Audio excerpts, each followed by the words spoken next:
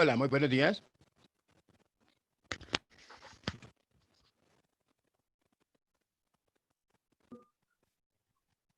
Hola, profe. ¿Qué más de cosas? ¿Bien o no? Bien, sí, señor. Nos tocó arrancar porque estas chicas no llegaron y entonces aquí nos vamos a perder el tiempo, ¿sí o no? Sí, señor. ¿Listo? Muy bien, y arrancamos que después se pongan al día ellos. Nosotros ayer estábamos hablando de la clasificación de los ingresos, De los ¿cierto? ingresos, sí, señor. ¿Correcto? Y hablamos fundamentalmente de ingresos no obligatorios. ¿Qué dijimos de ingresos no obligatorios? Ingresos no obligatorios. Bueno, ingresos no obligatorios. Hablamos sobre los precios, ayer retomamos lo de los precios, hablamos de las tasas, Ujú. eh, después fuimos desglosando A, B, C, D, de cada cosa que el profesor decía de aeroportuario, crédito de público no forzoso, rentas Ujú. contractuales, las donaciones, las herencias y legados, y quedamos en un título que decía ingresos obligatorios. Ingresos obligatorios. O sea que observemos que fundamentalmente decíamos que cuando estamos hablando de clasificación de ingresos, necesariamente vamos a estar hablando de que hay unos que son obligatorios, otros que son no No obligatorios. obligatorios. ¿Listo? Sí, señor. Para que tengamos en cuenta esto, antes de que se me olvide.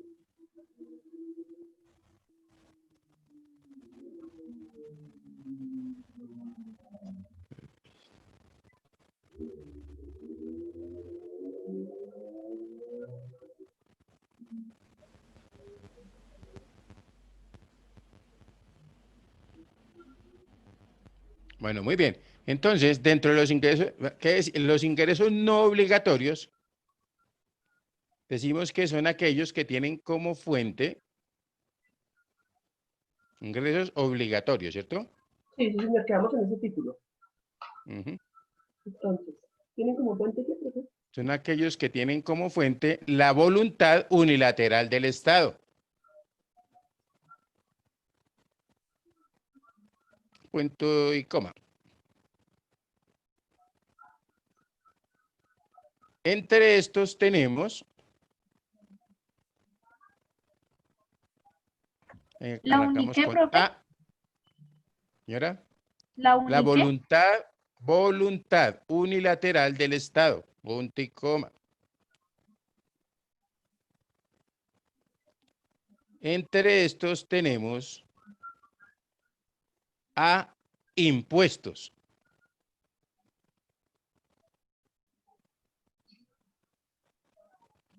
Y decimos entonces dos puntos. Son ingresos obligatorios exigidos por el Estado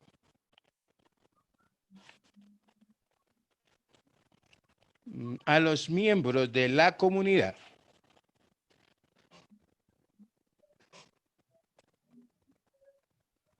para atender necesidades,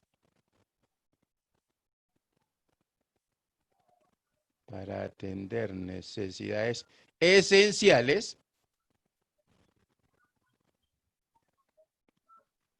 a través del presupuesto público.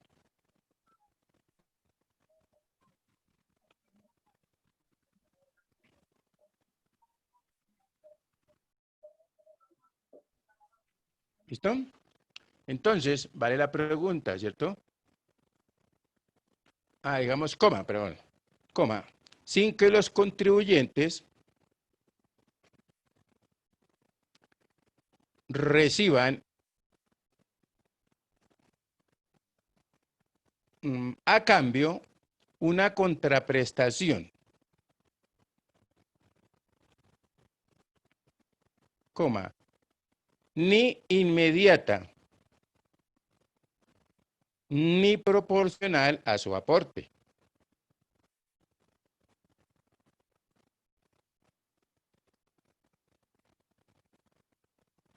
¿Listo? Entonces viene lo bueno. Si yo estoy hablando en un momento determinado, ¿cierto? Hablamos fundamentalmente de que me dice que son necesidades esenciales. ¿Listo? ¿Qué conocemos nosotros como necesidades esenciales? Por ejemplo,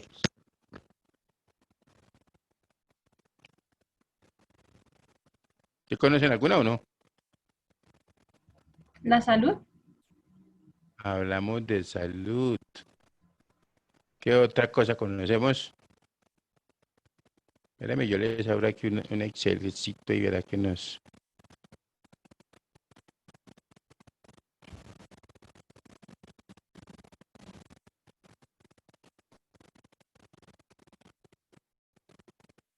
Qué bicho tan demorado.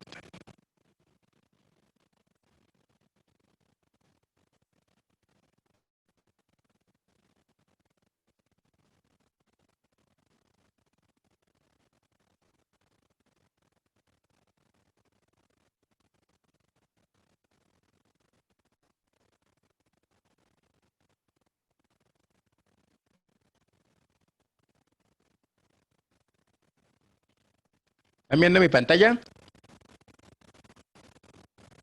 Sí, señor. Ok. Entonces dijimos, por ejemplo, vamos a agrandar esto así un poquito más. Y decíamos, por ejemplo, que hablamos de salud, me dijo, ¿no? A ponerle por acá. Salud. ¿Qué más se les ocurre?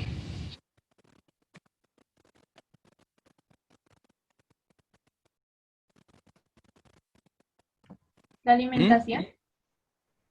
Alimentación. Pongámosle aquí, yo aquí estoy haciendo, yo estoy aquí para hacer caso. Vamos a decir grande. ¿Qué otra cosa se les ocurre?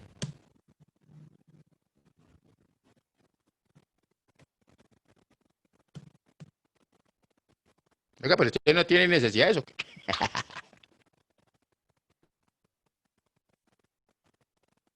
¿Mm? Cuénteme, a ver, ¿alguna otra o no?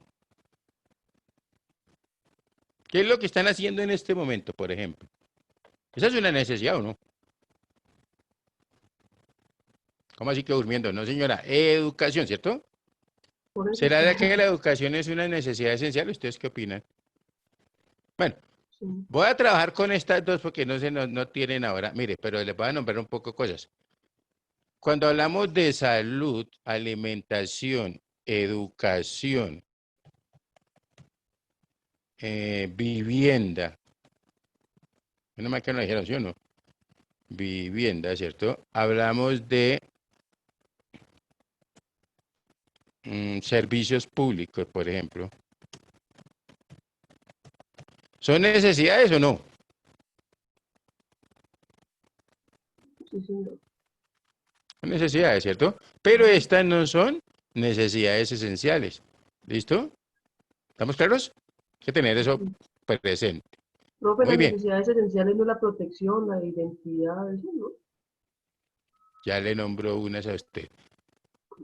Entonces póngame pues cuidado. Cuando yo hablo, ¿sí? Póngale ahí una vez ahí. Entre paréntesis coloquemos, hay necesidades generales, estas que le estoy nombrando, ¿cierto? Acá, son necesidades generales, ¿correcto? Sí. ¿Cómo son los servicios públicos? Cerramos paréntesis.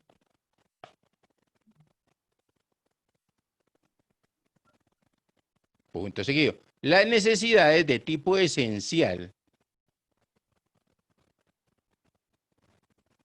son aquellas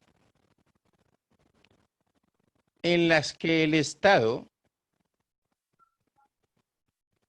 no puede excluir a ninguna persona.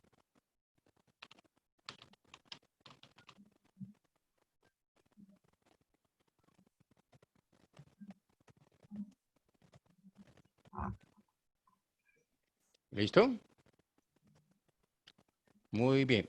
Son aquellas en las que el Estado no puede excluir a ninguna persona. Entonces, entre paréntesis, observen lo que vamos a decir acá.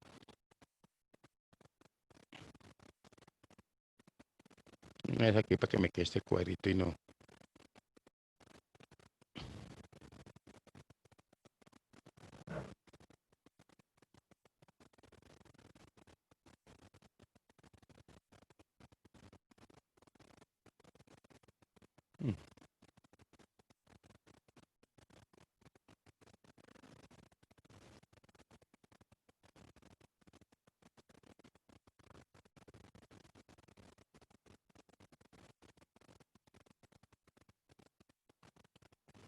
Entonces póngame atención a lo siguiente.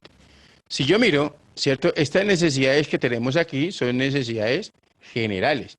Las necesidades esenciales dice que son aquellas en las que el Estado no puede excluir a ninguna persona. ¿Ya pensaron en alguna por ahí?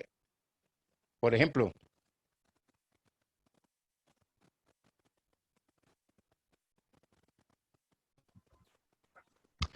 La ¿cuál se les ocurre? nacionalidad. ¿La qué? La nacionalidad.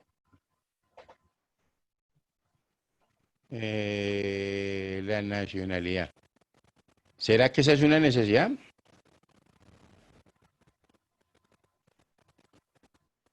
¿Mm?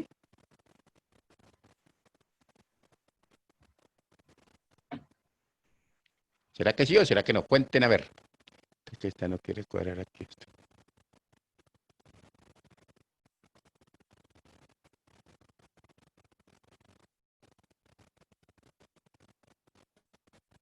Me tocó a mí otra vez. Bueno, está bien. Para eso estoy, ¿cierto? Entonces, las necesidades esenciales. Entonces, póngale ahí, eh, entre paréntesis, defensa nacional.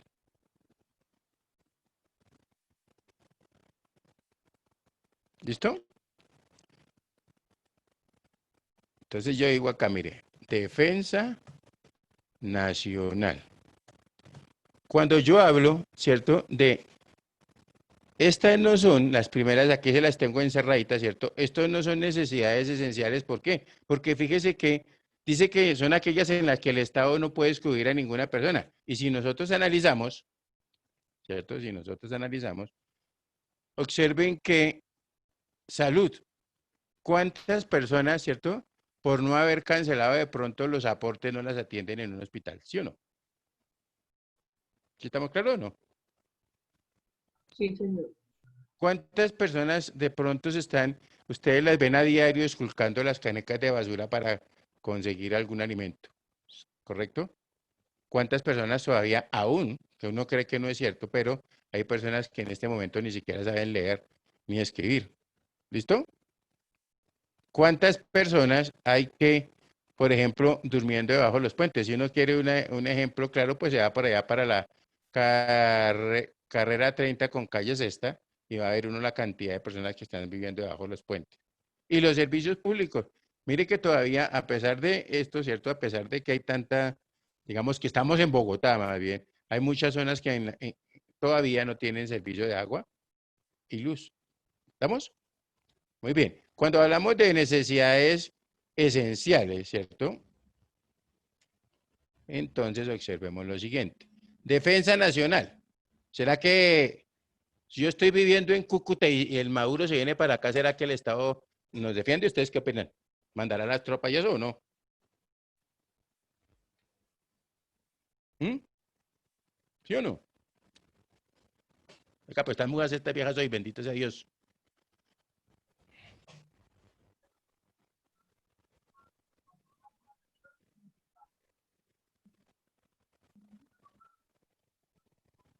¿Sí me escucharon? Sí, señor, sí, señor. Muy bien. Entonces, ojo a lo siguiente también. Si yo hablo, por ejemplo, de vigilancia, ¿cierto? O seguridad, ¿no? Esa es otra necesidad esencial, ¿correcto? Vigilancia. ¿Qué es eso? Recuerde que, por ejemplo, si de pronto en un conjunto residencial se entra un ladrón, la gente lo agarra, ¿cierto? Y comienza a pegarle. Y llega la policía en ese momento, la policía generalmente, ¿qué dice? No le peguen delante de nosotros porque estamos en la obligación de ¿qué? De protegerlo, ¿sí o no? ¿Correcto? O sea, por más que sea la persona, usted no puede agredir a una persona porque si está un policía ahí presente, el policía lo puede llevar a uno preso. Ujú. ¿Listo? Sí, señor. Y hablamos de administración de justicia. ¿Qué es eso? ¿Cierto? ¿Qué es eso de administración de justicia? Resulta que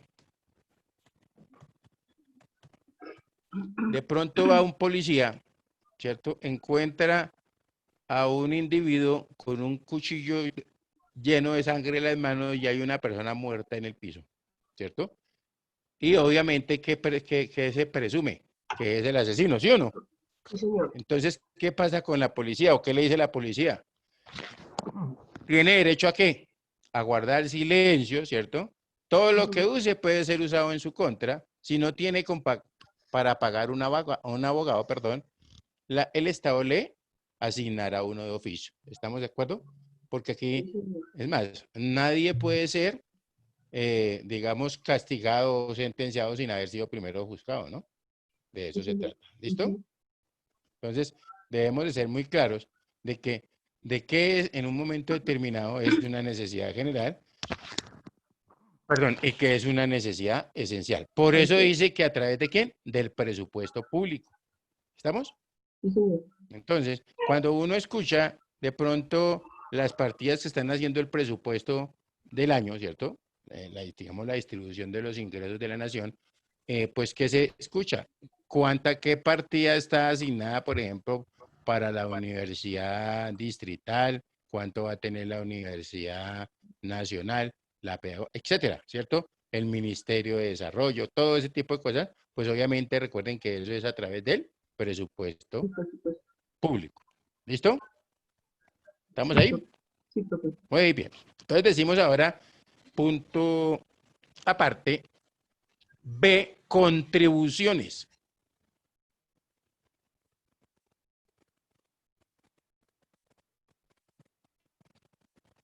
Contribuciones. Y decimos entonces que son ingresos percibidos por el Estado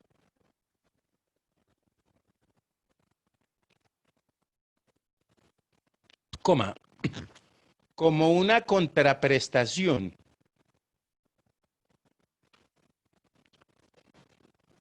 de parte de los miembros de la comunidad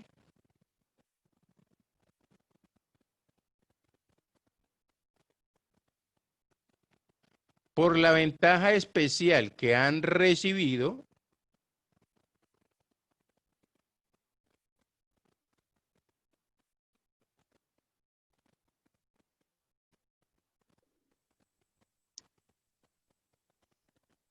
con ocasión de la construcción de una obra pública.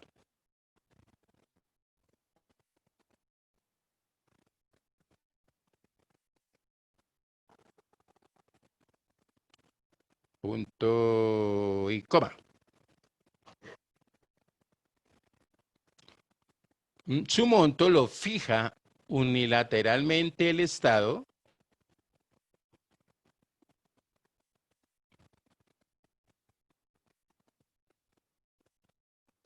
coma, de acuerdo con el beneficio recibido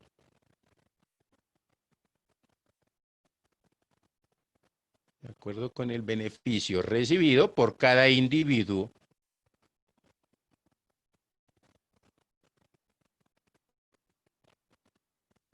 y su destinación es específica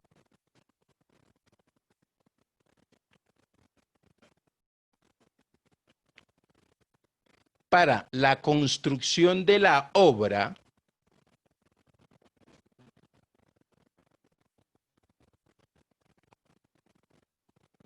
o actividad que causa la contribución.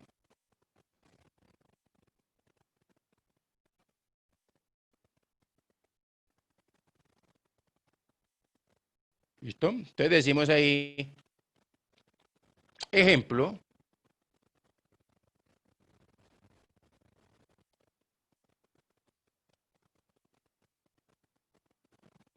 contribución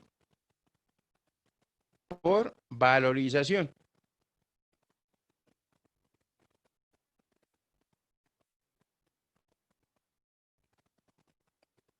Contribución por valorización. Entonces, por ejemplo, observemos lo siguiente. En un momento determinado, ¿cierto? Digamos, nos da vamos a decir, que estamos ubicados sobre la séptima y se decidió hacer repavimentación de toda la séptima, ¿cierto? Para quitar todos esos huecos y todo ese tipo de cosas. No reparchar, sino, digamos, lo que es volver a pavimentar nuevamente. Obviamente, eso ahí a las personas o a las viviendas que están sobre la carrera séptima, pues van a tener que pagar una contribución, porque eso hace que, ¿qué? Que sus casas o sus predios se valoricen. ¿Estamos claros ahí? Sí, ¿Listo? Por eso es, ahora, si yo estoy arreglando la séptima y eso, digamos, los predios que están ahí sobre la séptima se valorizan, obviamente los que de pronto lleguen a estar en la carrera octava o en la carrera 13 también se van a beneficiar. Pero, por eso es que dice que el monto lo fija unilateralmente, ¿quién? El Estado, ¿cierto? De acuerdo con el beneficio recibido por cada individuo. O sea que las personas que están, si vamos a pavimentar la séptima, ¿correcto? Las personas que están sobre la séptima, pues obviamente el beneficio que tiene va a ser mayor que el que está sobre la Caracas. ¿Está claro? Aunque el que está sobre la Caracas también se va a beneficiar, pero digamos el beneficio va a ser, o la contribución que le determinan a él va a ser más baja, ¿cierto? Porque digamos, el beneficio no es tanto o tan igual como el que está recibiendo en la carrera séptima. ¿Listo? Entonces alguien me decía, ¿pero por qué? Porque es que si ustedes de pronto han consultado a veces, dice, se vende apartamento y en esa, o se arrienda, ¿cierto? Y cuando le comentan ahí, comienzan a estipularle las ventajas que tiene para usted arrendar ese apartamento, le dicen cerca a la carrera séptima, cerca a la carrera octava, cerca a la carrera 13, cerca a la Caracas, estación del Transmilenio, etcétera, etcétera. O sea que eso le da un valor agregado, ¿cierto? En un momento determinado a la habitación o al, digamos, al bien que yo tenga. ¿Listo? ¿Estamos claros ahí? sí, señor. Ok. Entonces, guardémosle aquí.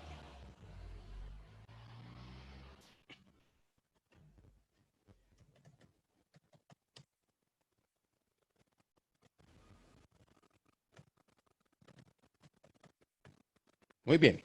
¿Preguntas hasta ahí? ¿Hay o no hay? Mejor. No, profe. Ok. Recuerden que, creo que fue en el tiempo cuando recién entró el señor Petro a la alcaldía.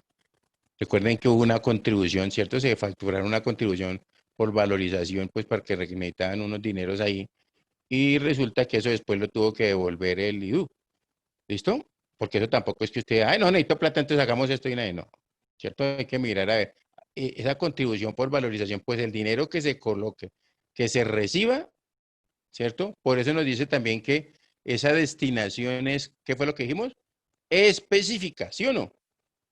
Y nos dice que para la construcción de la obra o actividad, ¿cierto? Que cause ¿qué? La contribución, porque puede no solamente ser para una obra, ¿estamos? De pronto, si uno mira el impuesto predial o el impuesto de vehículos, el impuesto de industria y comercio, ahí en la parte de abajo le dicen a usted que si usted quiere hacer un aporte adicional para alguna de las cosas que se van a hacer en Bogotá. Y entonces, que es un aporte adicional que, ojo, que es voluntario, ¿cierto? Y generalmente le dicen a uno que es el 10% del impuesto. ¿Listo? Pues eso también depende a ver de qué usted lo que, si también quiere contribuir ahí, porque eso tiene también una pinta de una, o más bien tiene una connotación mejor de una donación, no de una contribución. ¿Listo? Bueno, C, sanciones o multas, 2 puntos. Y decimos que son penas económicas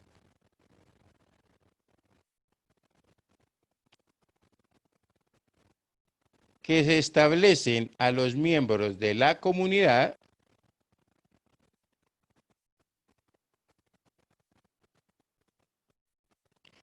por el incumplimiento de las normas de convivencia.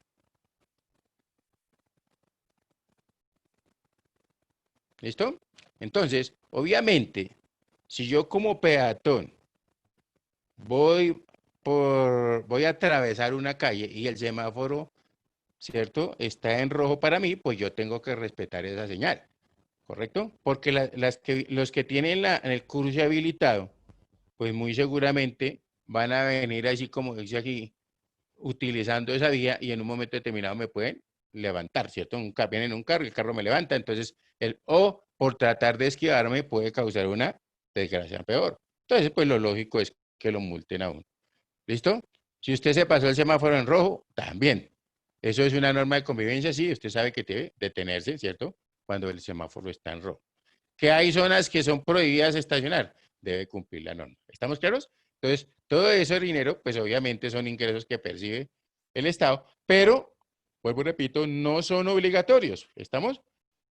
Porque el hecho de que yo me esté, digamos que me estén multando o que me establezcan una sanción de extemporaneidad porque no presenté una declaración a tiempo, ¿cierto? El problema fue mío, porque no cumplí la norma. ¿Listo? ¿Estamos claros ahí? Sí, profe. Muy bien. Ahora vamos a decir de crédito público, entre paréntesis coloquemos empréstito forzoso.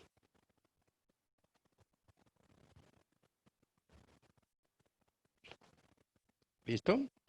Y decimos 2 puntos. Profe, ¿cómo? Disculpe que no lo escuché bien. Empréstito forzoso. ¿Listo? Y decimos entonces 2 puntos. Estos ingresos son percibidos por el Estado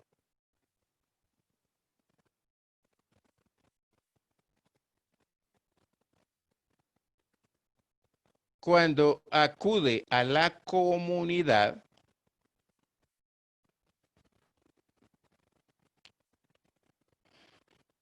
para obtener dinero en caso de necesidad. ¿Listo? Punto seguido, colocamos ejemplo, bonos de financiamiento presupuestal.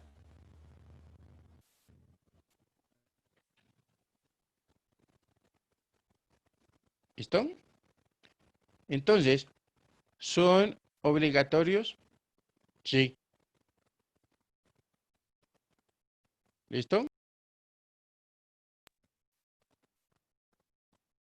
¿Y por qué son obligatorios? Porque es que resulta que el Estado, ¿cierto? En caso de tener necesidad de dinero, ¿qué hace? Pues simplemente lo que hace es que emite unos bonos, ¿cierto?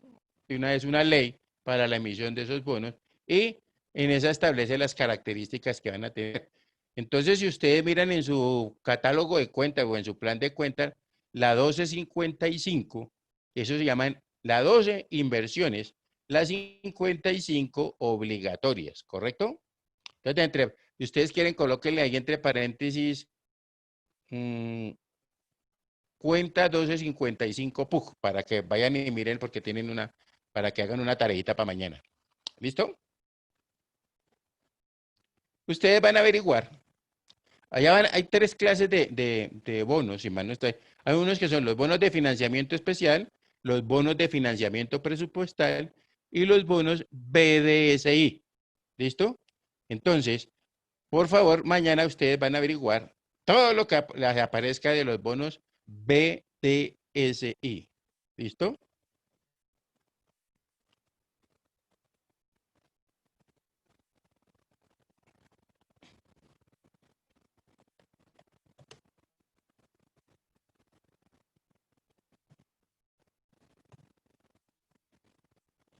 ¿Listo? Sí, ¿están viendo mi pantalla aquí? Ahí les coloqué el nombrecito.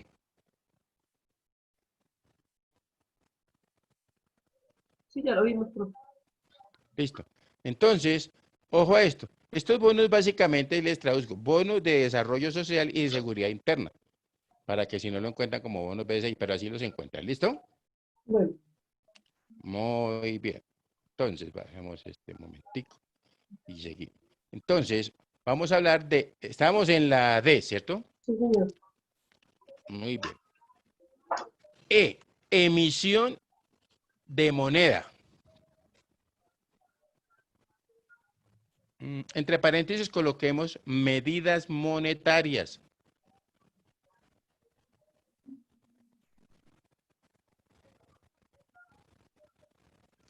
Ya hablamos aquí, se presenta cuando el Estado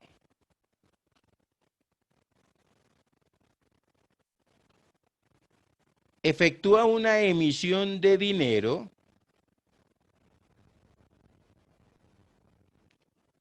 sin el respaldo suficiente, coma,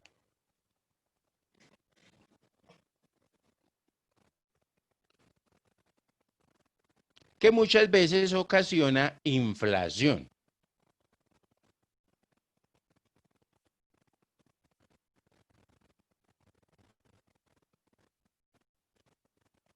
¿Listo?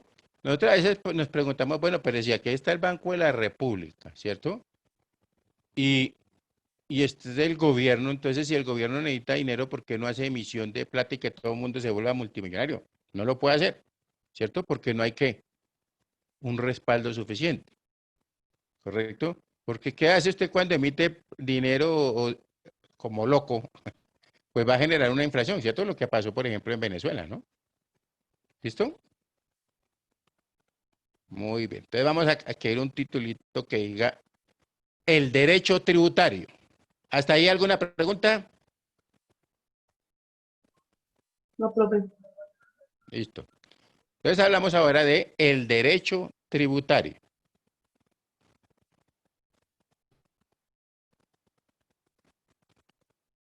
Y decimos que se ocupa de los impuestos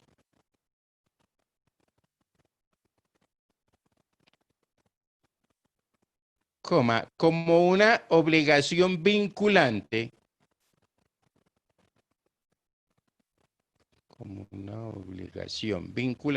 entre un sujeto activo, entre paréntesis colocamos Estado. ¿Una obligación qué, profe?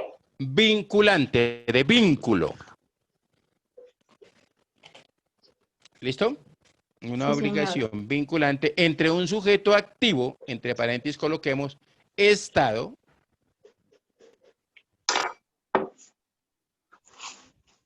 y un sujeto pasivo, y entre paréntesis le colocamos contribuyente. Coma. Es decir, coma, como una obligación por parte de los contribuyentes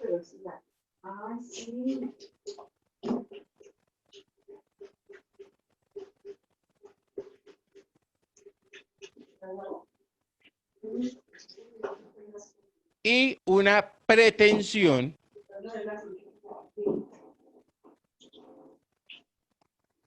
por parte del Estado.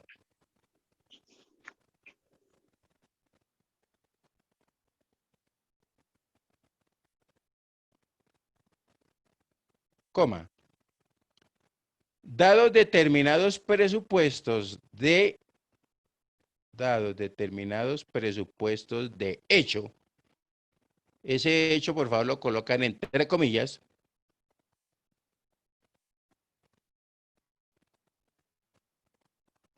previstos en la ley tributaria.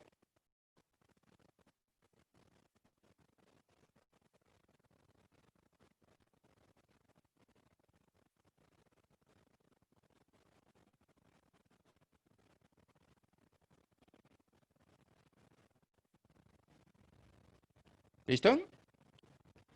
Muy bien. Entonces recuerde, ¿se acuerda que nosotros tenemos un trabajito por ahí del hecho grabado?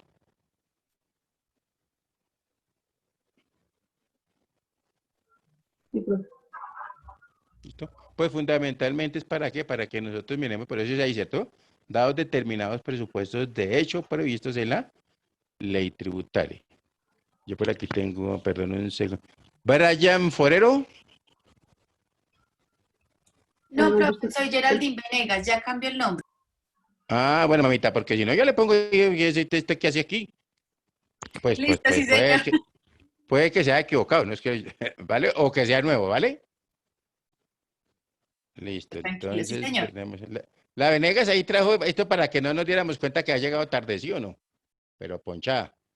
No, profe, qué pena. Lo que pasa es que estoy trabajando y se me ha Ah, ok. dificultado mucho poder entrar temprano, pero entonces estoy tratando de ingresar y voy a ir trabajando mientras tanto, mientras me llaman. Ah, bueno, tranquila. Bueno, ahí Bueno, estamos para que diga que no somos acá estoy. alcahuetas, ¿sí o no? Profe, acá estoy, acá estoy. Listo. Entonces, ¿estamos claros hasta ahí?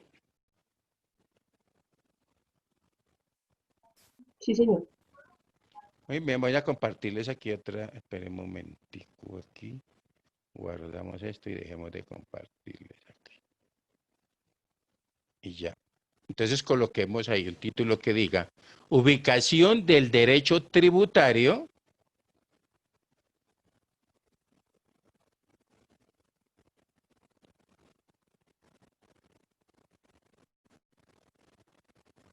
dentro de las demás ramas del derecho. Ubicación del derecho tributario dentro de las demás ramas del derecho. Y entonces aquí vamos a compartirle.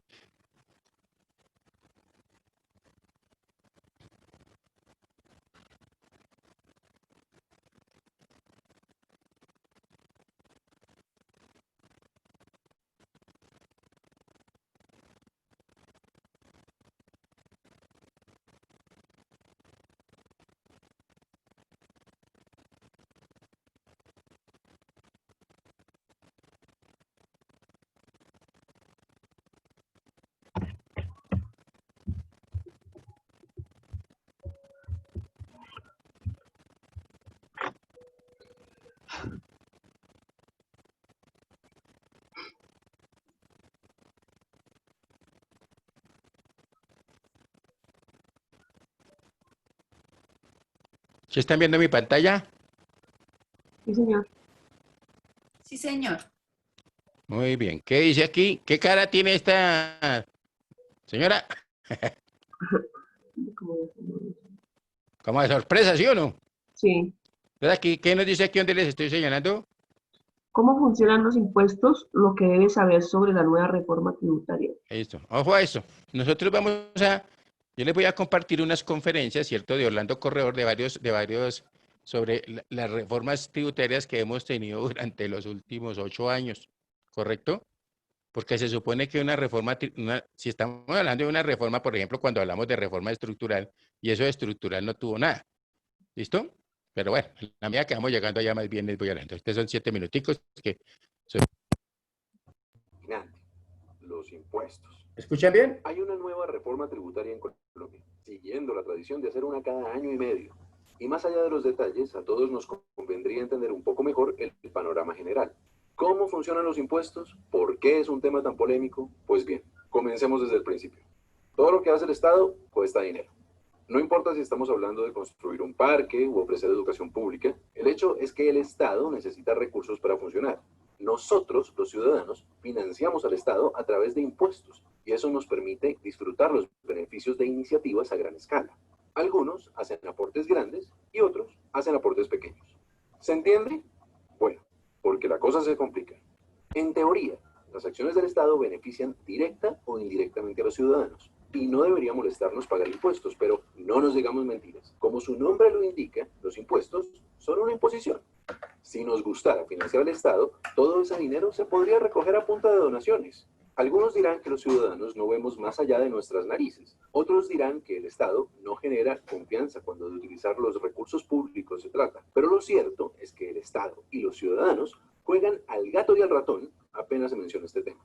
Por otro lado, la economía es un sistema dinámico. Eso quiere decir que pequeños cambios pueden causar consecuencias enormes porque el sistema es muy sensible. Es la historia de la mariposa que aletea y el huracán que aparece al otro lado del mundo. Pero en términos de la extracción, producción, intercambio, distribución y consumo de bienes y servicios, todo está conectado y es muy difícil alterar una cosa sin alterar muchas. Cuando uno junta ambos factores, resulta que los impuestos tienen efectos secundarios. Pueden marchitar el desarrollo económico de un país porque le quitan capacidad de gasto a los ciudadanos y porque desincentivan las actividades que están sujetas a impuestos. Ahora bien, como el Estado invierte los recursos que recauda de muchas formas, es posible que el resultado final sea favorable. Pero los gastos del Estado son un tema para otro video. Lo que nos preocupa en este momento son las consecuencias de esta dinámica del gato y el ratón. Por ejemplo, el famoso 4 por 1000. Como ya saben, por cada 1000 pesos que se mueven en una transacción bancaria, el Estado cobra 4. El problema con este impuesto, que supuestamente era transitorio, que no está relacionado con actividades económicas específicas y que básicamente se cobra porque es cómodo para el Estado recaudarlo, es que incentiva a las personas a no realizar transacciones bancarias. Las consecuencias de esto son bastante graves. Primero, el Estado recauda menos dinero del que podría recaudar porque existe una estrategia simple para no pagar ese impuesto: usar efectivo. Y segundo, en la medida en que los bancos mueven menos dinero, hay menos préstamos, lo que a su vez quiere decir que hay menos inversiones. Si nos permiten el tono dramático, el costo del 4 por 1000 no son solo los 4 pesos, es vivir en un país cuyo desarrollo económico está condicionado por la informalidad. Y fíjense que en ningún momento estamos hablando de quién paga el 4 por 1000. La discusión siempre se reduce a que si los ricos pagan esto y si los pobres pagan aquello. Pero el problema fundamental es que como la economía es un sistema dinámico y la economía es esa cosa tan abstracta, somos nosotros el costo de los impuestos. No, pero la verdad generalmente todos, no se da cuenta. incluso O sea, cuando no los pagamos directamente. No, Veamos otros ejemplos. Cuando suben los cobros para fiscales a la nómina, las empresas contratan a menos personas, pagan menos o pagan de manera informal. Cuando sube el IVA, la gente consume menos y eso afecta tanto a los que compran como a los que ya no pueden vender. El CREE, uno de los impuestos polémicos que se ha discutido recientemente, es un impuesto a las utilidades. Y si se cobra en exceso, la consecuencia es que las empresas prefieren dejar de invertir o irse del país. El impuesto al patrimonio, otro de los polémicos, tiene el problema de que se cobra por el valor de las propiedades independientemente de que esté produciendo o no. Si una fábrica no está produciendo, o peor, si está en números rojos, ese impuesto podría empujarla a la quiebra. De nuevo, las personas que pierden su trabajo técnicamente no pagan ese impuesto, pero sí asumen parte del costo. Por supuesto, nada de esto es tan simple como lo estamos diciendo, pero el hecho es que cuando el Estado recauda un impuesto, no solo recoge dinero, sino que también altera el comportamiento de las personas, ya sea porque les cuesta pagarlo, porque no lo pueden pagar o porque encuentran una forma de no pagarlo. Y que quede claro, ni siquiera estamos hablando de comportamientos ilegales. Es perfectamente legal irse del país, manejar efectivo o en general buscar la manera de pagar la menor cantidad de impuestos. La paradoja de todo esto se puede ver en una gráfica muy famosa entre los economistas, la curva de Laffer. En el eje horizontal está lo que cobra el Estado a través de los impuestos. En el eje vertical está lo que se recauda. Uno pensaría que entre más dinero cobra el Estado, más dinero recauda. Pero en la medida en que la economía es muy sensible y las personas cambian su comportamiento, hay un punto en el que esto deja de ser verdad. Cuando lo que se cobra excede cierto límite, que cambia dependiendo del contexto de cada país, la cantidad de dinero que se recoge es menor de lo que podría haberse recaudado si los impuestos fueran a su vez menores. Literalmente, hay casos en los que bajar los impuestos incrementa la cantidad de dinero que el Estado recauda. En el extremo de la curva está el mejor ejemplo. Si el Estado cobrara el 100% del ingreso de la gente en impuestos, pues no recaudaría ni un peso, porque algunos se irían del país, otros se morirían de hambre y los demás harían todo de manera informal. En otras palabras, el tema de los impuestos es muy delicado porque el tamaño del ponqué puede reducirse si la tajada que persigue el Estado es demasiado grande. Pero ahí no termina la historia. Falta recordar que todo esto tiene un contexto político. Al momento de diseñar un esquema tributario, no solo hay que considerar las consecuencias negativas de los impuestos, sino también la percepción que los ciudadanos tienen de cada impuesto en particular. Por ejemplo, hoy en día, la recomendación de muchos economistas es subir el IVA. Argumentan que el IVA en Colombia es más bajo que en otros países y que, en lo que a impuestos respecta, este no es tan dañino para el desarrollo económico. Supongamos por un momento que tienen razón. Puede que no, pero supongamos. Resulta que el IVA es uno de los impuestos menos populares que existen porque sus consecuencias son visibles para todos, por oposición a otros impuestos que pueden ser más dañinos, pero están ocultos. Y como muy poca gente quiere que sube el IVA, el gobierno o los congresistas tendrían que asumir un costo político al momento de tomar esa decisión, ya que iría en contra de la voluntad de aquellos que los apoyan. Dicho todo eso, Es un enredo hacer una reforma tributaria, y ese es justamente el problema que Colombia tiene en sus manos. No solo ahora, sino otra vez en unos meses, si el precio del petróleo sigue cayendo y si hay que financiar el costo de un proceso de paz.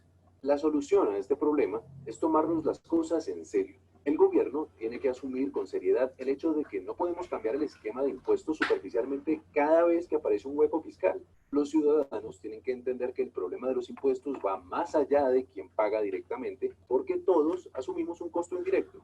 Los políticos tienen que preocuparse por las consecuencias reales de los impuestos y no por el modo en que son percibidos. Y el Estado tiene que generar confianza en la manera como gasta sus recursos para reducir la evasión. ¿Cómo se logran estas cosas? No tenemos ni idea, pero todo comienza por entender el problema.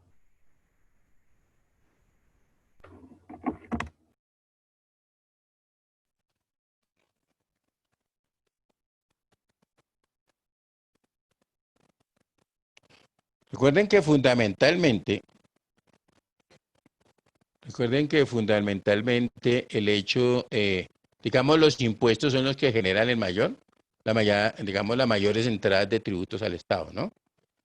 ¿Listo? ¿Ya estamos claros? Sí, señor. Sí, señor. Ok. Toda esta cuestión que estamos mirando aquí, ahorita voy a compartir otra parte para que miremos los impuestos que tenemos que pagar, perdón, porque ahorita vamos a ir entrando poco a poco en lo que es toda esta legislación y toda esta cantidad de información. ¿Listo? Espéreme a ver qué se hizo.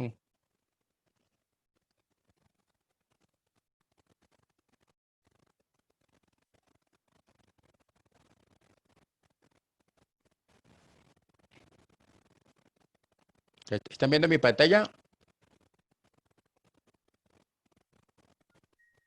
No, señor. No, profe, no se ve. Ahí va. Ahí, Sí, señor. ¿qué dice aquí? O aquí abajo más bien. Introducción guía básica de impuestos en Colombia. ¿Listo? Eso es como es una barría, eso no es que sea ya lo que es la reforma como tal, ¿listo? Pero, vuelvo repito, para que tengamos presente muchas cosas que nos van a servir. Ahí les van a hablar del imán, del IMAS, eso ahora lo cambiaron, pero pues igual son bases que es importante saber qué es eso para cuando a uno se la nombre sepa, tenga por lo...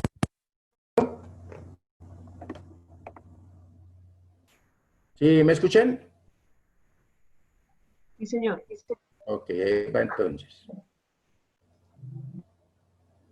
Buenas, mi nombre es Gildardo Hoyos Giraldo, contador público con especialización en varias áreas, una maestría en educación ambiental, docente universitario por más de 20 años en todas las universidades del occidente colombiano y conferencista a nivel nacional. Vengo a ofrecerles una guía básica de lo que son los impuestos en Colombia. Como su nombre lo dice, es una guía básica, es partiendo de lo elemental, que muchas veces lo elemental es fundamental, de los principios elementales y básicos para comprender cada uno de los impuestos de renta, de impuesto a las ventas, de industria y comercio, así como también los mecanismos que dispone la ley para que estos impuestos se cumplan a cabalidad, como son las retenciones en la fuente, sobre impuesto de renta, sobre impuesto a las ventas y sobre el nuevo impuesto del CREA. ¿Cómo vamos a trabajar esto? Partiendo de las definiciones fundamentales de los conocimientos elementales y básicos y llevándolos de la mano por cada uno de los definiciones o de los conceptos puntuales de estos impuestos hasta llegar a los ejercicios fundamentales o a los ejercicios prácticos de cada uno. En impuesto de renta vamos a mirar todo lo que tiene que ver con el sujeto pasivo, con los contribuyentes, con lo que tiene que ver con los ingresos, que es la fuente de este gravamen, la forma como se determina el impuesto. Vamos a llenar un formulario de declaración paso por paso, renglón por renglón. Igual vamos a hacer en el impuesto a las ventas. Vamos a iniciar definiendo qué es un impuesto indirecto, por qué es que hay que pagar el impuesto a las ventas, quién es el que le responde al Estado por él, por qué es que hablamos de impuestos más bien de bienes y de servicios gravados, exentos, excluidos, que eso es una parte fundamental en este impuesto. Y final, terminamos haciendo una declaración de impuesto a las ventas también, renglón por renglón. Igual hacemos con la retención en la fuente de cada uno de estos impuestos? Comenzamos definiendo por qué es que hay que practicar la retención en la fuente, por qué el gobierno la estableció, qué persigue, a dónde llega, cómo se hace, cómo se practica allí en el terreno de los acontecimientos, directamente con los documentos, y finalizando con la elaboración de una declaración de retención, igual con el impuesto de industria y comercio, y próximamente con lo que tiene que ver con la auditoría de estos impuestos. Los espero y espero que disfruten este material. A continuación les dejo con lo que sería una pequeña muestra del material de guía básica de impuestos en Colombia.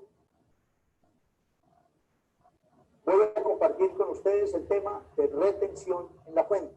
Vamos a ir en un recorrido que nos va a llevar desde unos principios fundamentales, básicos, hasta una serie de casos prácticos para aprender a manejar este tema. Quiero compartir con ustedes inicialmente el principio de docencia que siempre me ha acompañado durante toda mi carrera de docente, y es que no aspiro a traerle a usted una doctrina, sino que básicamente aspiro a que con estos principios elementales dejarle a usted la inquietud para que siga investigando acerca de este tema, porque todos los días escribirá sobre él. Vamos a mirar cuáles son los temas que vamos a tratar durante todo este recorrido por lo que se llama la retención en la fuente. Inicialmente vamos a mirar todo lo que tiene que ver con la normatividad legal vigente. Allí miraremos las disposiciones generales que contiene el Estatuto Tributario en cuanto son las obligaciones, los conceptos sujetos a retención, los efectos que tiene la retención en la fuente, en lo que tiene que ver con las deducciones a la luz del impuesto de renta, así como también una serie de decretos reglamentarios que han sido expedidos por el Gobierno Nacional durante la vida o la vigencia de este mecanismo que se llama retención en la fuente, así como también una serie de conceptos que ha emitido la Dirección de Impuestos y Aduana Nacional. Luego pasaremos a un tema que son las generalidades de este tema de retención en la fuente. Inicialmente, pues miraremos en qué consiste muy básicamente la retención en la fuente. Luego nos iremos a mirar qué es lo que persigue el Estado, cuáles son los objetivos, hacia dónde apunta o qué busca, qué persigue él con el establecimiento de la retención de la fuente. Luego miraremos una serie de elementos que es necesario tener, una serie de aspectos que es necesario tener al momento de practicar retención en la fuente. Y luego nos iremos a mirar todo lo que tiene que ver con el procedimiento tributario aplicable a la retención en la fuente, porque como es sabido de todos, todo impuesto tiene su procedimiento tributario, o sea, su parte administrativa. Luego pasaremos al tema 3, que es los aspectos fundamentales en los cuales descansa la retención en la fuente, y es mirar cuándo sí, cuándo no soy agente de retención, cuándo a quien la persona que le voy a practicar la retención en la fuente es sujeto pasivo o no, y un concepto supremamente interesante, que son los conceptos sujetos a retención, o sea, cuándo y cómo y por qué debo practicar retención en la fuente en un determinado momento. Luego vamos a mirar lo que tiene que ver con los sujetos pasivos del impuesto de renta. ¿Por qué? Porque es allí donde nace a quién yo le debo hacer retención y a su vez el ingreso que la persona está recibiendo. ¿Me explico? Casi que podríamos concluir que todo lo que está grabado con impuesto de renta tendría retención en la fuente. Por eso digo casi, porque no todos los conceptos estarían grabados con impuesto de renta y por lo tanto no sujetos a retención en la fuente. Es por eso que es importante que en este paso analicemos lo que tiene que ver con las personas naturales y con las personas jurídicas en cuanto como sujetos pasivos y la percepción del ingreso como tal. Vamos a ver en ese punto de las personas naturales lo trascendental y lo importante que es la residencia para efectos fiscales, el concepto que fue reformado, modificado ahora con la ley 1607 de 2002. Luego miraremos el tema de ingresos tributarios, o sea, ¿qué entiende la legislación tributaria como ingreso? No así como el tema contable o el concepto contable. Entonces, vemos de qué naturaleza es ese ingreso para que sea sujeto de retención desde el punto de vista fiscal. Así como también, como dijimos antes, los conceptos que con base en ese ingreso o en ese concepto de ingreso irían a ser sujeto y base para la retención en la fuente. Asimismo, vamos a acotarle ahí en qué casos aplicaríamos y en qué casos no aplicaríamos la retención en la fuente. Como dijimos antes, en los aspectos fundamentales, uno de ellos es el agente de retención en la fuente. Y entonces miraremos los agentes de retención en la fuente inicialmente del impuesto de renta. Luego miraremos los agentes de retención en el impuesto de IVA o el impuesto de las ventas y en el impuesto del CRE. También como la retención en la fuente del industria y comercio. Aquí en este paso es importante mencionar como agente de retención en una figura muy especial que tiene la ley es las personas naturales.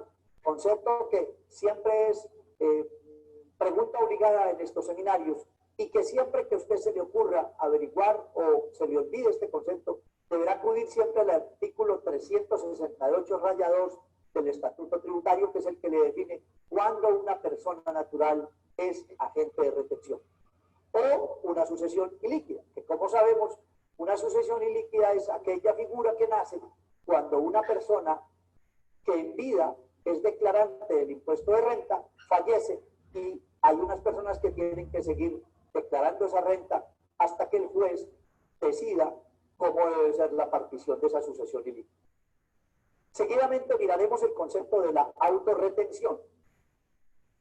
La autorretención, como su nombre lo dice, es la retención que yo mismo me practico.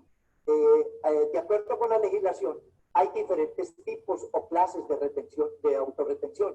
Unos que son nombrados por el gobierno, otros que son nombrados por resolución, y los vamos a ver detenidamente. Así como también le adjuntaremos una serie de requisitos que pide la Administración de Impuestos, sea de obligatorio cumplimiento para poder ser nombrado por la Administración como autorretenedor. Luego miramos, tal y cual como existe en el impuesto de renta, el periodo fiscal. En el impuesto de renta, el periodo fiscal siempre conocemos que es de enero a diciembre 31, aunque se pueden presentar unos periodos menores, como si la sociedad no existía y nace en abril 18, entonces su periodo fiscal será de abril 18 a diciembre 31. Y al contrario, si ya existía y se liquidó en el año, por decir algo, en septiembre 26, entonces su periodo fiscal iría de enero 1 a septiembre 26. Igual sucede aquí con el periodo fiscal de la retención en la fuente. También vamos a ver desde qué, porque como la retención en la fuente es mensualizada, o sea, es por mes, entonces vamos a ver cuándo, entre el 1 y el 30, cuándo haría usted la retención, o entre qué día el 1 y el día antes del 30 tendría que practicar retención en la fuente. Eso obviamente tiene unas reglas generales y una definición por la ley cuándo se inicia o cuándo se considera iniciado o terminado una actividad durante el periodo. Luego vamos a una situación que se enfrenta todos los días en el cálculo de la retención en la fuente, como es lo que tiene que ver con el descuento de las retenciones por operaciones rescindidas, anuladas o resueltas. Esto es básicamente cuando hablamos de que se presentan devoluciones de las compras o de los servicios que yo he hecho. Entonces es necesario, y obviamente previamente he hecho o practicado la retención de la fuente y le he pedido a la persona el certificado.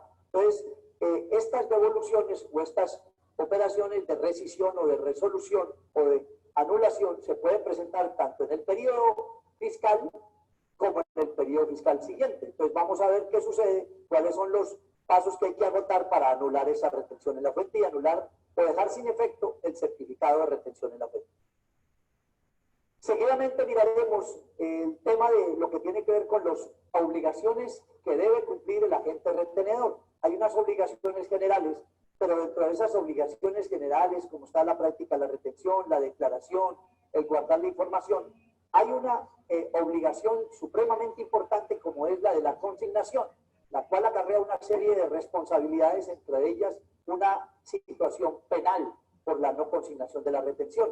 A su vez, otra muy importante para el Estado, que es la conservación de la información. Y allí en ese tema miraremos entonces, una pregunta obligada en esto es, ¿cuándo o hasta cuándo yo debo guardar la información que ha sido base para yo practicar la retención en la fuente? Y también la pregunta, cuando me queda a mí la declaración en firme. Seguidamente miraremos el tema número 11, que es la retención en la fuente sobre el impuesto a las ventas. Allí miraremos el cambio que hizo la ley 1607 en cuanto tiene que ver con la tarifa, que es la que más de pronto preocupa. Pero también nos detendremos en mirar quiénes, a la luz de la legislación tributaria vigente, son agentes de retención en la fuente. Luego, una retención que ha causado bastantes inconvenientes, como es la retención en la fuente del nuevo impuesto que creó el gobierno con la ley 1607, que es el CRE, ¿sí? Que no es otra cosa que el impuesto para la equidad tributaria, se llama el CRE. Ese impuesto, pues, nació con una retención en la fuente. Vamos a mirar entonces también, a la luz del impuesto de renta, quién es sujeto pasivo, por lo tanto, quién es agente de retención, o sea, quiénes deben de practicar la retención y a quiénes serían los sujetos pasivos de esa retención. Esta retención en la fuente tiene una característica fundamental, y es que, a diferencia del impuesto a las ventas, que se calcula sobre el valor del IVA, y la de retención en la fuente, que se calcula dependiendo del concepto que yo pague, aquí la retención en la fuente del CRE no mira el concepto, sino el valor de lo que yo cancele. Y sobre eso ha creado una serie de tarifas que oportunamente las vamos a ver. Finalmente, en este tema manejaremos lo que tiene que ver con la retención en la fuente sobre ingresos laborales. Aquí es un tema bastante extenso y que ha causado gran controversia, sobre todo en el manejo del procedimiento 1 y del procedimiento 2 para el cálculo de la retención en la fuente. Ahora se ve complementado con la nueva legislación que ha traído la ley 1607 en lo que tiene que ver con el artículo 384, al crear una nueva tabla de retención en la fuente que llama retención en la fuente mínima para empleados, pero siempre y cuando sean declarantes.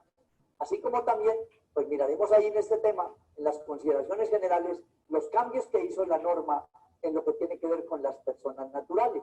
La nueva clasificación de esas personas naturales, que obviamente generó una clasificación y una distinción, tanto en lo que tiene que ver con aquellas personas que están vinculadas laboralmente, con aquellas personas que nos prestan los servicios, pero que no están vinculadas laboralmente. Luego, ya centrados en lo que tiene que ver con las personas que están vinculadas laboralmente, entonces miramos los procedimientos de cálculo de la retención, como son el procedimiento 1 y el procedimiento 2. Vamos a mirar allí también que, aunque la ley no lo cambió, pero sigue vigente, la noción de pago directo y pago indirecto, que son a su vez excluidos de la retención en la fuente. Como todo, pues la retención en la fuente, yo busco es disminuir la base para que me hagan la menor retención posible. Pero para esto, igual que lo que pasa con los costos y los gastos y con los IVA descontables, el gobierno establece una serie de requisitos o de limitantes para cuando yo voy a tomar conceptos que puedo aplicar para que me disminuyan la retención en la fuente. Pues vamos a ver una serie de requisitos que la ley tiene para yo poder aplicar en determinado momento y que me disminuyan la retención en la fuente.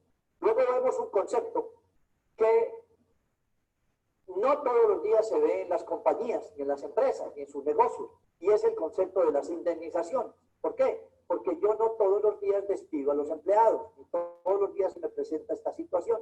Pero aquí en estas indemnizaciones hay una situación especial que tiene la ley en el artículo, en el decreto reglamentario 400 del año 87, en lo que tiene que ver con las bonificaciones que se dan a aquellas personas que se retiran voluntariamente.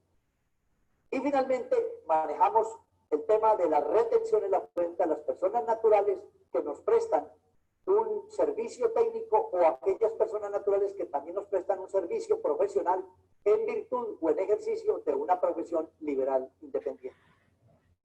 Estos serían básicamente los temas a nivel global. Ahora, centrémonos ya en lo que tiene que ver con cada uno de estos temas en particular.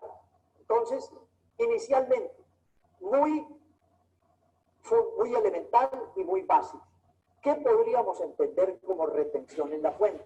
La retención en la fuente no es un impuesto más. Óigame bien, no es un impuesto más. Es simplemente una forma o un mecanismo que el gobierno se ideó para recaudar anticipadamente el impuesto. Por eso existe retención en la fuente de renta, retención en la fuente del impuesto de las ventas o de IVA, retención en la fuente del CRE, retención en la fuente del impuesto de industria y comercio. ¿Por qué? Porque es una forma de él ir retrotrayendo, reteniendo, sacándole o quitándole parte del pago que le hace a usted para irlo guardando como su abono al impuesto que usted finalmente pagaría al final del año. Me explico ahora con los objetivos. ¿Qué objetivos tiene la retención en la fuente? Para ampliarle más este término de por qué existe o qué es la retención en la fuente. El primer objetivo es básicamente acelerar el recaudo del impuesto. ¿Qué quiere decir esto? Acelerar el recaudo es que como el periodo o la vigencia de la declaración de renta es del 1 de enero al 31 de diciembre, cuando él establece la retención en la fuente de renta, es que quiere recoger el impuesto que usted debería pagarle un año después o 18 meses después. Por eso en el caso de las personas naturales, pues pasa el año gravable, son 12 meses, más los 3, 4, 5 meses que transcurren del año siguiente mientras usted declara ese año que acaba de pasar, pues se demoraría 12, 14, 15 meses en recoger el impuesto. En las personas naturales, los 12 meses del periodo gravable que usted va a declarar, más los 6, 7, 8, como sucede en este momento, que es en agosto y septiembre que comienzan los vencimientos de personas naturales. Entonces serían 12 meses más 8, 20 meses, en los cuales el gobierno se demoraría en recoger el impuesto.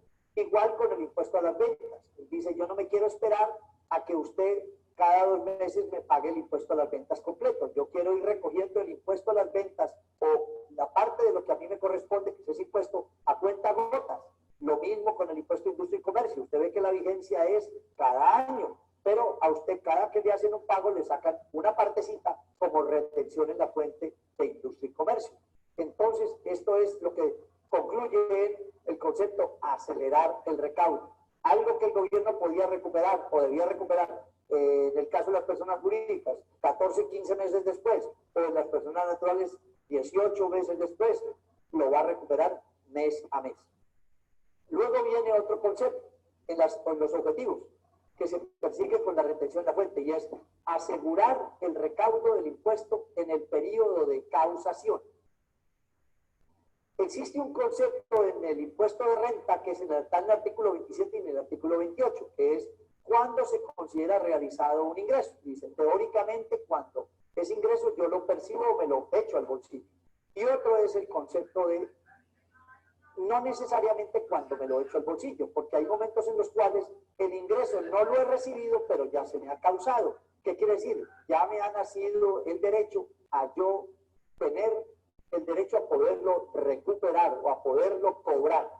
Entonces, eso consiste, o en esto es lo que se define, asegurar el recaudo del impuesto en el periodo de causación. En la medida que a la persona que a usted le factura, que para ella es un ingreso, se le va causando su ingreso, en esa medida el gobierno espera que él se le vaya generando la retención en la fuente, es decir, se le vaya generando el impuesto de renta paulatinamente.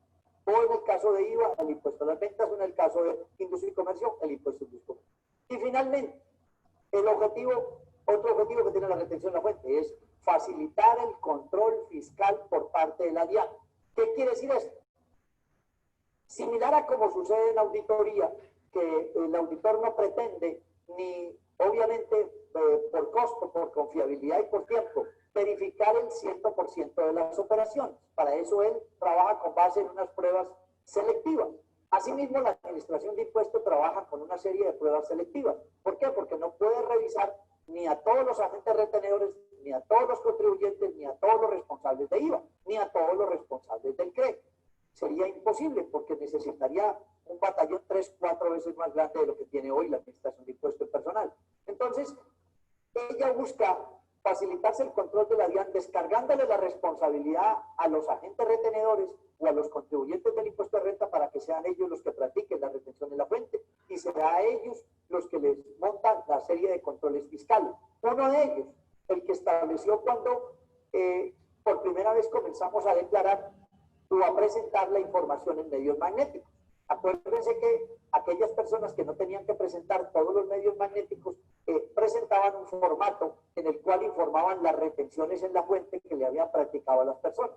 Pues bien, con esto la Administración de Impuestos lo que hace es validar al interior de sus programas WISCA, pues a quienes las empresas les han practicado retención en la fuente y los valida con las declaraciones de renta que han presentado esas personas naturales. En el evento de ver que no le aparecen esas personas declarando, porque su monto de retención en la fuente le daría una base de ingresos para declarar, entonces ahí los busca y les escribe. Eso es facilitar el control fiscal por parte de la Administración de Impuestos.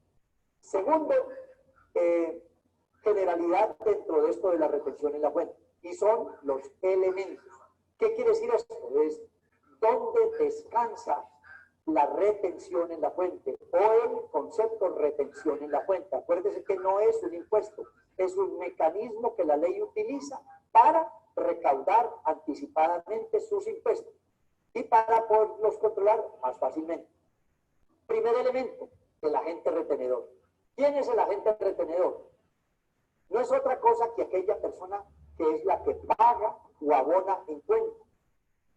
¿Quién es el sujeto pasivo? Aquella persona a quien yo le voy a pagar. Acuérdese que aquí existe el concepto de la autorretención, pero más adelante lo vamos a manejar. Por ahora, de forma muy básica, vamos a ver que siempre quien practica la retención en la fuente es el que paga o abona en cuenta, y ese se llama agente retenedor. Quien recibe el ingreso, o sea, quien yo le pago, ese es el sujeto pasivo. O sea, ese es a quien podríamos llamar el sujeto retenido, o sea, a quien yo le practico la retención en la fuente. Vendría otro elemento, que es el del concepto sometido a retención. Pero aquí hay que hacer una diferencia. Cuando voy a decir concepto sometido a retención, es cuando esté hablando de impuesto de renta, o sea, retención en la fuente de renta. O cuando esté hablando de impuesto a las ventas, o sea, retención en la fuente de IVA. O cuando esté hablando de ICA, impuesto a industria y comercio, o sea, retención en la fuente de ICA. O cuando estemos hablando de retención en la fuente del impuesto para la equidad, que se llama el CRE. Entonces hablaríamos de la retención en la fuente del CRE. ¿Por qué le digo esto? Porque es que cuando vamos a hablar de la retención en la fuente sobre el impuesto de renta, ahí lo que tenemos que mirar es si lo que yo le voy a pagar para la persona constituye o no un concepto grabado con impuesto de renta y por lo tanto un concepto que estaría sometido a retención en la fuente.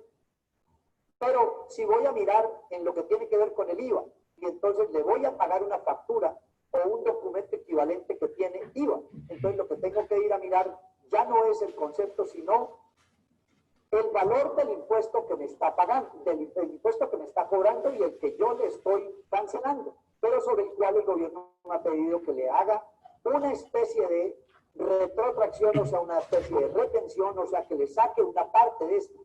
Inicialmente, acordémonos que era el 75, luego lo bajó el gobierno al 50, y hoy con la ley 1607 esa retención es del 15%. Luego viene la retención del ICA. Igual, allí no va a pasar lo mismo que en renta, que es el concepto, ni en IVA, que es el valor del impuesto. Allí en ICA lo que tengo que ir a mirar es qué actividad económica desarrolla la persona, sea natural o jurídica, a quien yo le voy a hacer el pago. ¿Qué quiere decir esto? Es que en industria y comercio lo que me graban es el ejercicio de una actividad o industrial, o comercial, o de servicios. Por lo tanto, siempre en las facturas que me presentan para pago, en la parte superior, donde está la razón social, el NIF y la identificación de la persona que me está enviando la factura, debe existir el código y la actividad económica que él desarrolla a la luz de impuestos de industria y comercio, o una actividad industrial, o una actividad comercial, o una actividad de servicios, y allí mismo debe escribir el numerito o el código de la actividad que él desarrolla para yo saber qué retención en la fuente le aplico. Y finalmente viene la retención en la fuente del nuevo impuesto que creó la ley 1607. ¿Y es cuál? El famoso impuesto del CRE, que también le creó una retención y se llama retención en la fuente del CRE.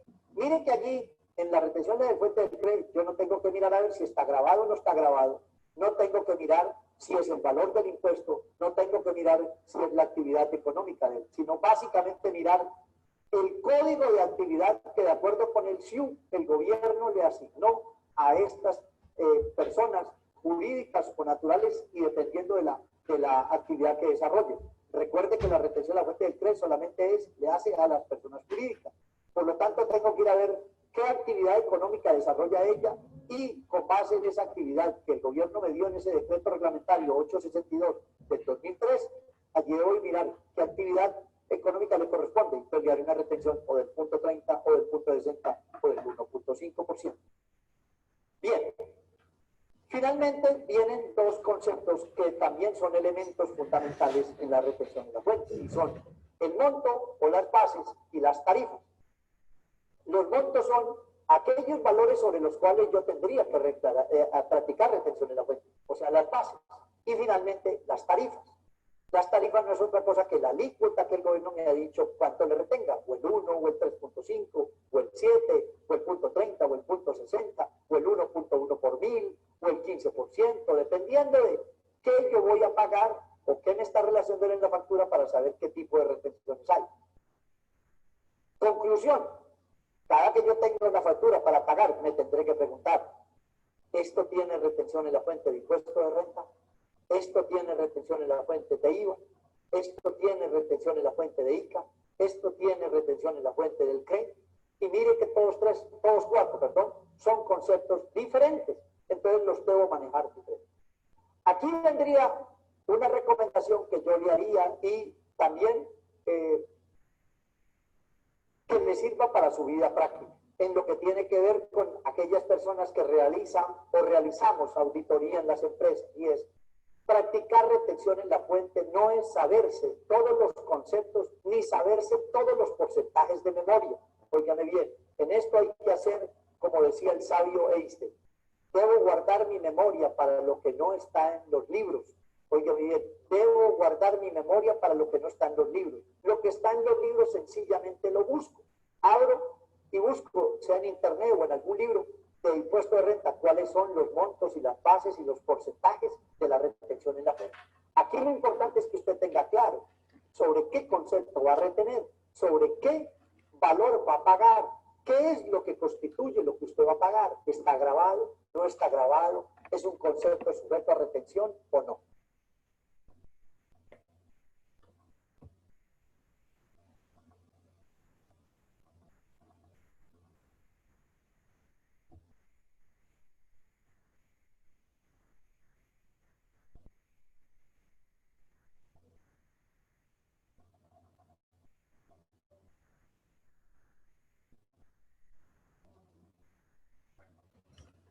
Muy bien, como pudieron ver, hay bastantes cositas, ¿cierto? De las que tenemos que hablar. ¿Sí o no? Sí, señor. Pero, vuelvo y repito, pues es fundamental, me parece. ¿Alguien me habló? Cuéntame, Geraldine. No, profe, que su merced estaba diciendo que habíamos visto lo del video y eso, entonces le estaba respondiendo que sí. Ah, ok. Entonces, si ustedes observan, pues una cantidad de impuestos, ¿cierto? Que, digamos, nosotros a la final debemos aportar al erario público. Y, digamos, fundamentalmente, ¿qué es? En el evento de que yo comience como a analizar y darle el orden de importancia, pues la manera como el Estado percibe la mayor parte de sus ingresos es a través de los impuestos, ¿correcto? Por eso es que se le da tanta importancia, ¿no? Hablaba también por ahí del 4 por mil. Recuerde que ese 4 por mil, en más de una ocasión ha dicho la ley que lo van a quitar y que, en una reforma que lo van a disminuir, que lo van a quitar y bueno, pero eso no, ya no lo quitan porque es una forma que tiene el Estado de perseguir ingresos fácilmente. Yo me acuerdo que en una separata que leía por ahí de portafolio decía que el gobierno más o menos estaba percibiendo alrededor de 76 billones de pesos a través del 4 por mil. Entonces, y ya por eso se llama el gravamen al movimiento financiero, ¿no? Entonces, cuando yo hablo de gravamen, ya estoy hablando de que es un impuesto. ¿Estamos ahí?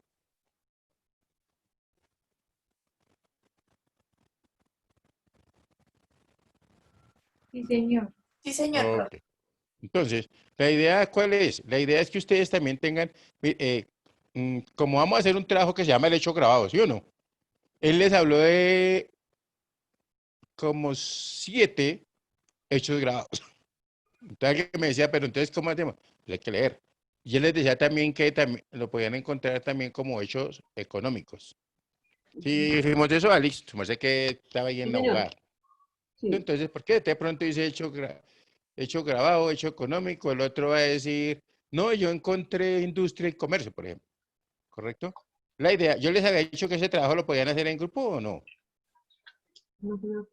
Les dije que un grupo de a uno o no les dije. Pues, si hacen un buen manejo, como ¿cuántos somos? Somos 4 nomás, ¿cierto? Sí. 4, A profe. mí me parece que ustedes podían hacer un muy buen trabajo. ¿Correcto? Y como la idea es presentarlo también, pues yo creo que lo pueden distribuir. Yo no sé qué ustedes qué opinan. Esa es digamos, mi recomendación. Sí. ¿Y Entonces para ustedes, cuándo es, profe? yo les voy avisando, en la medida que voy avanzando, yo les voy avisando, pero de una vez les dije, porque tienen harto que leer, ¿correcto? Entonces es ir leyendo, yo voy a tratar de conseguirles lo que es el estatuto tributario, aunque sea uno viejito, no importa, porque es que está como muy caro, pero si ustedes escucharon también, hoy en día se llama el DUR, ¿listo? Decreto único tributario, pero ese DUR es el mismo estatuto tributario, ¿cierto? Lo que pasa es que ahora nosotros antes consultábamos artículo, se me ocurre a mí, 586, que ahora toca 5 punto no sé qué, punto 8, punto 20, punto no sé qué, y se vuelve uno loco, pero pues es mientras le coge también el tiro. Y la recomendación fundamental, ¿cierto? Y se lo decía, ¿no? Y yo también se lo digo, no es aprenderse todo de memoria, pero lo importante sí es saber dónde están las cosas. ¿Listo? Y cuando hablamos de impuestos, si hablamos de impuestos nacionales, fundamentalmente estamos hablando del Estatuto Tributario Nacional. Si hablamos de impuestos distritales, fundamentalmente pues están en los acuerdos, ¿cierto? El Estatuto Tributario Distrital o en los acuerdos municipales, dependiendo de donde yo esté ubicado, que era lo que se decía de por qué hay, digamos, variedad en lo que son las tarifas de servicios de impuestos de industria y comercio. ¿Listo?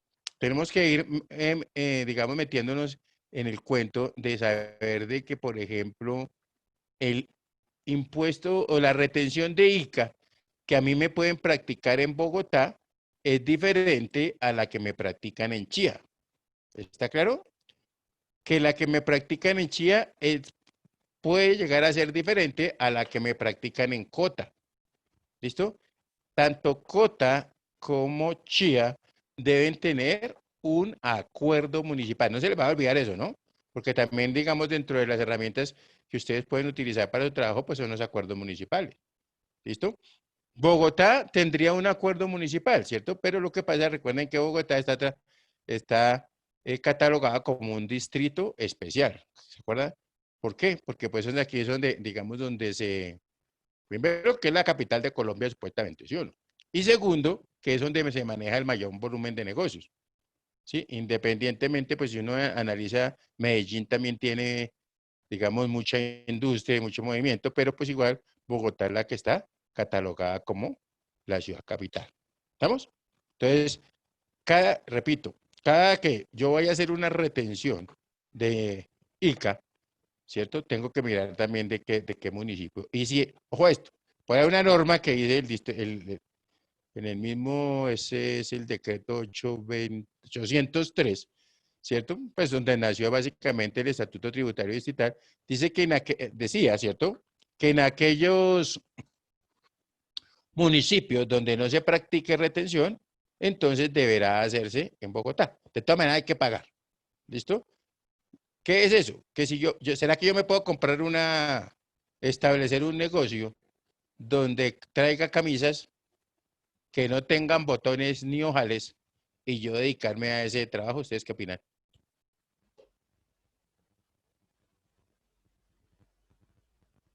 ¿Mm? ¿Será que sí o no será?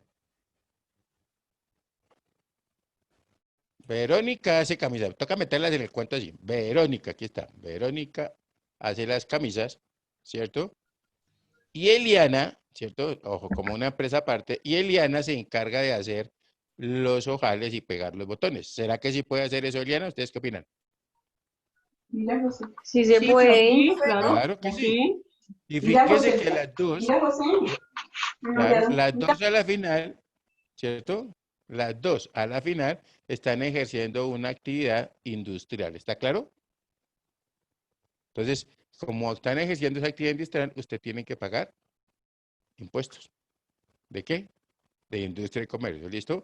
Los señores todavía se ven en los barrios, ¿no? Claro que dicen, es que eso ya no hay porque todo el mundo compra la leche. No, en las tiendas todavía aparecen los famosos distribuidores de la leche, ¿se acuerdan? Que llegan el camión con los cestillas y todo, ¿cierto? Estos señores también deben pagar impuesto de industria y comercio. ¿Listo? Porque están haciendo la vida, a la final ellos hacen es una actividad comercial. ¿Estamos? Entonces, ¿por qué les hablo de esto? Porque si miramos a Gildardo, ¿cierto? Nos nombró una cantidad de situaciones que se pueden presentar y uno casi que a diario las está viviendo, ¿correcto? Lo que pasa es que también nosotros debemos estar autorizados para practicar cierto tipo de retenciones. ¿Listo? ¿Estamos ahí?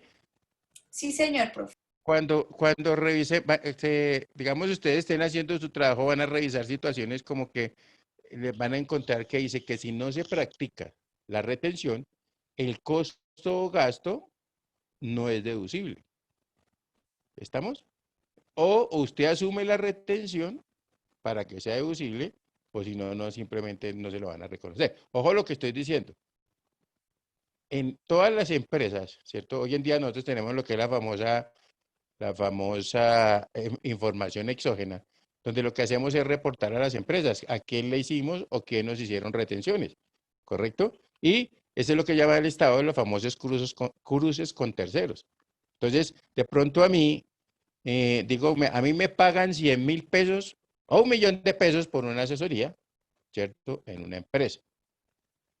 Y eso es lo que declaro. Entonces me hacen mi retención del 10%, vamos a hablar solamente de la retención, o sea que 100.000 pesitos. Y como traje todo el año, entonces tengo ahí 1.200.000, ¿correcto? Supuestamente que fue lo que yo, digamos, las retenciones que me hicieron y lo que yo aclaré. Y resulta que cuando voy a ver, no, yo solamente no tengo esa empresa, sino que trabajo en 5 empresas y en todas me pagan 1.000.000 de pesos. Lo que quiere decir que yo debía haber declarado, ¿cuánto?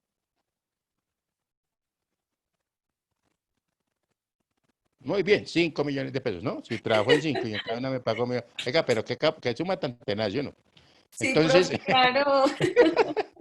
me tienen que pagar, ¿cierto? Yo ya hay un problema, porque a mí de pronto todas las 5 empresas me reportaron que me pagaban, ¿sí me entiende?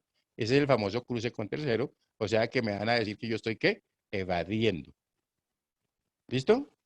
Entonces, para que tengamos cuidado con eso. ¿Estamos claros hasta ahí? ¿Preguntas? No, profe, vamos bien. Ah, bueno. Eso es lo más importante. Yo ahora les voy a subir el estatuto tributario, ¿cierto? Allá ya les he subido una información, pero para que ustedes la miren, también, ¿cierto? Como tuvimos problemas, la primera clase era por la información, porque casi no nos podemos conectar, pero ahí ya estoy recuperando unas cosas que para subir, ¿listo? Para que también ahí generalmente se apoyen. Yo generalmente grabo todas las clases y las subo ahí para que ustedes después también se den cuenta por qué le pusieron falla. Digo, por qué no, ¿cierto? Para Sí, que se no. adelanten, digamos, en los temas, Profe, ¿no? No se les olvide que usted tiene, yo les coloqué en la pantalla, en la plataforma también, hay algo que dice protocolo de virtual para los estudiantes. ¿Ya lo leyeron? Son como 3 hojitas. Hay que leerlo. no, ¿Listo? profe. Allá en la parte superior, en la plataforma, donde en su materia, usted entra en la materia y allá Sí, señor. aparece Sí, ahí protocolo está. para que por favor lo lean, porque eso nos va a ser de obligatorio cumplimiento. Ahorita nosotros a las 10:30 tenemos una reunión, vamos a ver de qué nos hablan, ¿cierto? Todo, pero de eso debe ser parte de eso. Los que me estaba ayer que desafortunadamente mucha gente no ingresa ni siquiera a la plataforma, entonces no se enteran de la información. Pues uno puede también enviarles por el WhatsApp y todo ese tipo de cosas, pero hay que aprender a manejar esa plataforma bien porque no sabemos, ¿cierto? Si cómo vaya a ser la educación de aquí en adelante. ¿Estamos ahí o no? Sí, señor.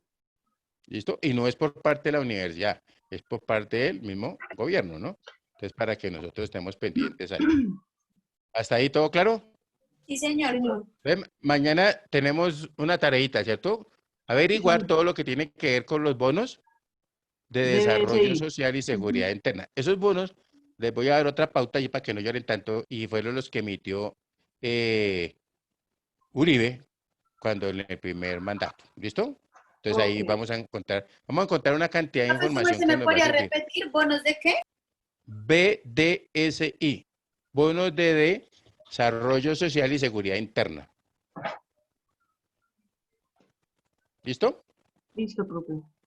Muy bien. Entonces mañana trabajamos, vamos a trabajar mañana porque ya creo que me quedan 12 minutos, ¿no, Alice? Sí, Para señor. que puedan hacer la pausa activa. Bueno, Y profe. entonces mañana vamos a hablar de lo que tiene que ver ya con la ubicación del derecho tributario dentro de las demás ramas del derecho, ¿correcto? Ok. Sí, Y señor. nos vamos a ir ubicando, ya les decía también, en unas conferencias de Orlando Corredor, por ejemplo, y de Gaviria, ¿cierto? Para que y de Guevara, perdón, para que nosotros podamos meternos en el contexto y ustedes tengan ahí herramientas también de análisis para los trabajos. ¿Listo? Bueno. Háganme el favor, ahora, ¿ya se bañaron para que me prendan las camaritas? Para dejar mi evidencia de salida. Ok.